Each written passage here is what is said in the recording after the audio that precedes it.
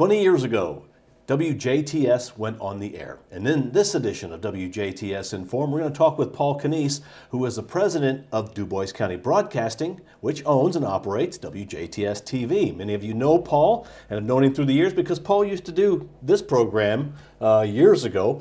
Paul, let's start about WJTS TV. How did WJTS TV get started 20 years ago?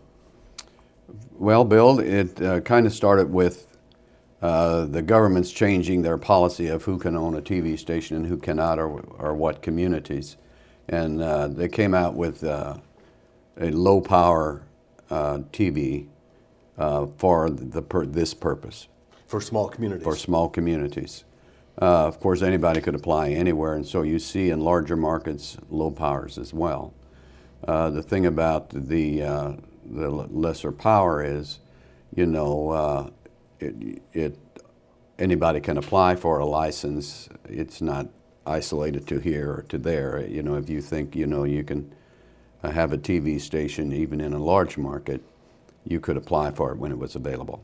Okay, now. And yes. Well, years ago it was analog. Now we're digital. So we've developed over the years. Let's talk about back in the day. It was channel 27. Yes, it was 27 WBG for the first number of years. We were a community television station on low power under the guidance of the FCC, who had very few rules. And they chose those numbers that we used until things changed and communities requested their own TV call letters and things like that. And when that came about, we applied for WJTS. It was a number of years after we went on the air. So at that time, which was in the more later 90s, we changed our call letters to WJTS. And what does WJTS stand for? It was just call letters, but we're Jasper's television station. Okay. And serving all of DuBois and surrounding counties. Yes. And when the digital age came along and we went to channel 18 digital, the signal changed. Yes. Channel 27 had a low power. It was, and we wanted to have a larger power. So in the process, there was a window that opened for an application. If you could find a companion station, you could apply for that for your digital. So we had an engineering study done, and channel 27 was 15,000 watts, and we found a Class A type frequency of 150,000 watts.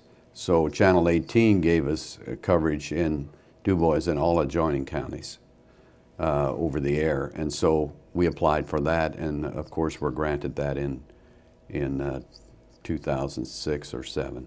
Okay, and people can watch channel 27 with rabbit ears or an antenna outside, or also on some cable networks, and like PSC. I think we're still listed on PSC as channel 27 because going back to yes, back we in are. the day, yes. Yeah. You know, channel 27 was our call, and they had that available, so we were assigned channel 27, and the same thing is with PSC. We're still 27. Someone else may be on channel 18, and cable companies have not changed plans of moving this person here or there.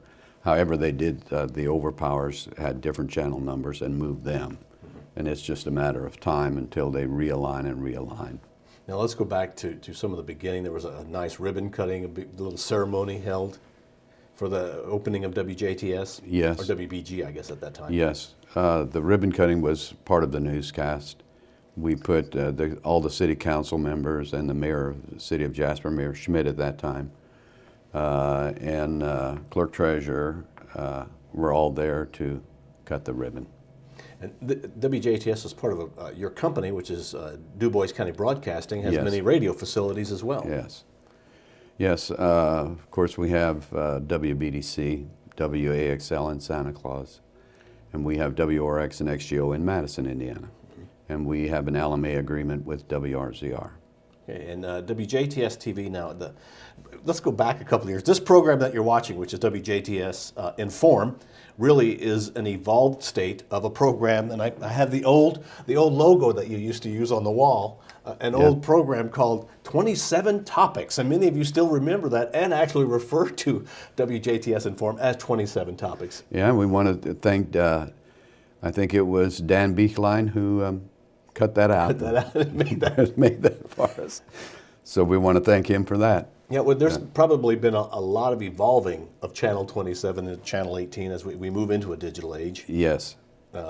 We now have a great website, www.wjts.tv, which is another way for us to show the videos and programs like this for people that can watch it whenever they'd like to. Yes. We're not on Dish or DirecTV. However, we are on a bunch of cable systems around, and more to be added. But we are on cable systems and over the air. Okay, and also make sure that you try with your rabbit ears or your antenna. You'll be surprised where you can pick up Channel 18. Well, Bill, just, you know, we have people, just last week somebody from Mitchell called and said, are you going to have, you know, any Mitchell tournament games for the girls that played down here? Are you going to have any Mitchell girls games on TV? And of course, we don't, we're not doing those games, don't have the rights to do them right now. So I told them that we could not do that. Okay, you know, so, but in the process of going to Digital 18, we've had calls from Bloomington, over in Illinois, and down in Kentucky. People like our program. We have alternative programming. We're associated with America One, but then we also have other programming that we are licensed to air that people like. We air a lot of outdoor programming. And one of the nice programs that we have that basically in this area you can only see it on WJTS, and that is Indiana Outdoors Adventures, which is shot in southern Indiana. It's a weekly program that we air, and of course Outdoors Adventures is a great program. And then we have a few others, but you know, if you're interested in our programming, we can put you on a list and send you a monthly program and let you, so you have something as a guide. Well, our motto or slogan or branding, so to speak, is local people watching local people. And is that really the philosophy of your companies? Well, yes. We consider ourselves local. Anything local that we can do, we will do. You know, we do local ball games, we do local events, we've done parades, we have, you know, done centennial celebrations, community celebrations, and of course, in so doing, we also make copies, so it's a historical memory for the community. It's just, you know, we work together to make the community what it is. And another great example is this Saturday's coming legislative breakfast with the Chamber of Commerce and VUJC. We'll be there filming it and replaying it next Tuesday night. Yes, and it's you know, it's local, and you know we want people to tune into WJTS TV 18 because it is their local television station, and we have the local news, hopefully news that is of value and interest and knowledge to the viewer. Okay, Paul, is there anything that you'd like to add on celebrating the 20th anniversary? Well, you know, when it comes to Bill, I really never even thought about it. You know, I take it a day at a time. And somebody says, Paul, you know it's 20 years. I said, oh my God, I love Lucy. You know, because Lucy was the very first we had a newscast, and then when we showed Lucy, I Love Lucy. And we were affiliated with Main Street TV network, which migrated into America One, which we are affiliated with now, and was basically had a bunch of stockholders, but Milton Berle was big in Main Street TV. And of course, Milton made lots of movies, and so I Love Lucy, Lucille Ball and Milton Berle were in that movie. And of course, early on, we did have a lot of movies with Milton Berle in them.